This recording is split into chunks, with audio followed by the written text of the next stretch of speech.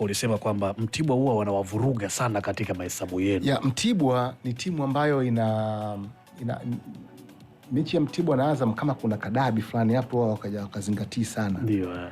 Ni mechi yenye upinzani, ina historia yake. Msimu wa 10 Azam kabla haijakuwa bingwa, misimu miwili nyuma yake Azam ilistahili kuwa bingwa. Ilistahili kuwa bingwa msimu wa 11 12. Ilistahili kuwa bingwa kwa maana hii hapa. Ligi ilichezwa hadi zikabaki mechi mbili kabla ligi haijaisha. Azam wanafukuzana na Simba kwa pointi moja. Simba anaongoza kwa juu. Simba akacheza akashinda, zikawa pointi 4. Simba kabakia mchezo mmoja anamaliza ligi. Mchezo wake mwisho na Yanga. Azam anacheza na Mtibwa. Akishinda linarudi gap la pointi moja. Mtibwa wakatoka uwanjani kwenye hiyo mechi. Azam walipata penalti dakika 90. Mtibwa wakagoma wakatoka uwanjani. Sasa kwa kanuni za wakati ule, nadhani mpaka sasa zipo au vipi, lakini za wakati ule timu ikitoka uwanjani kwa kususia mechi, adhabu yake ni kushushwa madaraja mawili chini. Halafu matokeo yote yanatolewa, yote yanafutwa. Sio kwamba yule timu waliokuwa wanacheza nayo watapata alama, hapana. Hawa matokeo yote yanafutwa. Yaani kama vile hawakuwepo kwenye ligi. Kama ulicheza nayo alama zile zinaondolewa. Sasa Simba mechi zote mbili alishacheza na Mtibwa, alimfunga, alikuwa na alama 6. Zikaondolewa zile. Azam mechi ya kwanza alifungwa na Mtibwa. Kwa hiyo mechi ya pili ndo Mtibwa ametoka. Kwa kama Mtibwa angetoka kwenye ligi, Azam asingepoteza hata shilingi.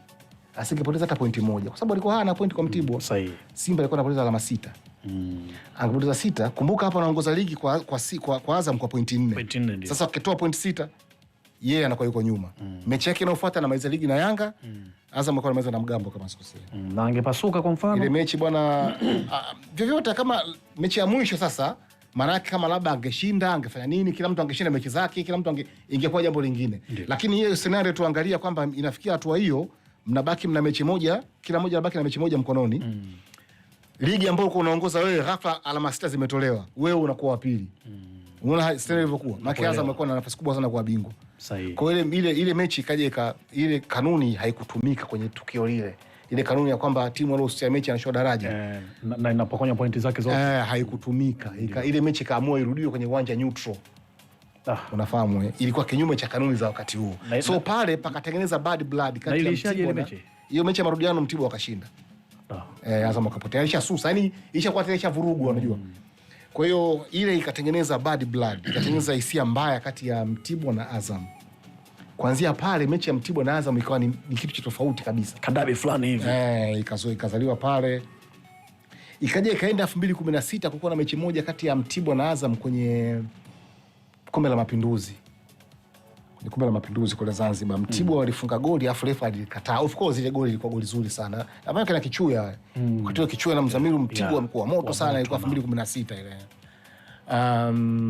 Ikatokea ugomvi mkubwa sana pale. Kwa hiyo chuki zikazidi kuongezeka. Yaani kwa hiyo kukawa na vurugu nyingi. Sasa mechi ya Mtibwa na Azam ikawa inatengeneza hisia za hivyo. Sasa kuja kuizungumzia hii mechi yako, hii mechi ya Azam baada ya kushinda mechi 7, mechi ya 8 kafungwa na Mtibwa na ndo mkosi ukaingilia pale. Ile chuki ikaendelea kuwepo kwa Azam. Kwa hiyo imekuwa hivyo kwa muda mrefu sana, imekuwa hivyo muda mrefu na hata ule msimu nadhani Mtibwa alikuwa anashuka kala 5 pale Chamazi. Amerudi sasa hivi amekula 3. Ni muendelezo wa hatua hisia hizo. Na hata kuna msimu mwingine ilikuwa kombe la shirikisho, Mtibwa alikuja kaitoa Azam pale Chamazi.